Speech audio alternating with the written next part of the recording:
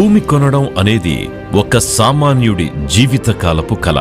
ఆ కలను వ్యాపారంగా చూడకుండా ప్రతి ఒక్కరికి అత్యంత సురక్షితమైన ప్రాజెక్ట్స్ అందించడమే ఏకైక లక్ష్యంగా సురక్ష ఇన్ఫ్రా ప్రాజెక్ట్స్ ప్రయాణాన్ని కొనసాగిస్తోంది.